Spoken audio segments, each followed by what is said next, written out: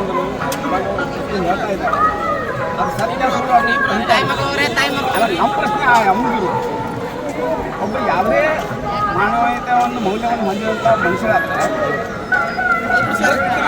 ಕೆಡ್ರಿ ಇವತ್ತು ತನಿಖೆ ಇವತ್ತು ನಡೆದ ನಾನು ಇವತ್ತೇ ಹೇಳ್ಬೇಕಂದ್ರೆ ಇನ್ನು ಯಾವಾಗೂ 10 ವರ್ಷ 8 ವರ್ಷ 15 ವರ್ಷ CBI ತನಿಖೆ ಮಾಡಿ SIT ಮಾಡಿ ಮತ್ತೊಂದು ಏನೋ ಮಾಡ್ಲಾಕ ಬಂದು ನಾ ಹೇಳ್ತೇನೆ ಅಂತಂದ್ರೆ ನನ್ನ ಹಿಂದೆ ಕಾಣೋದಕ್ಕನ್ನ ಕೈಗಳು ಯಾವ ಅದಾವೆ ಅರ್ಥ ಮಾಡ್ತಾರೆ.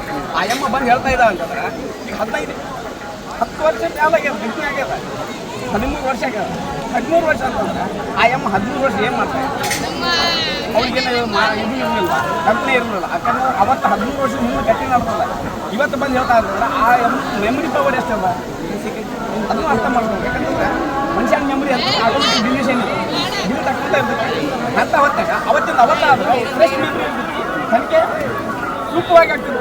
ಇವತ್ತು ಬಂದ ಇದು ಹಿಂದೆ ಕಾಣದ ಕೈಗಳು ಯಾವುದಾವ ಅನ್ನೋದು ನಾ SIT ತನಿಖೆ ಮಾಡಬೇಕು.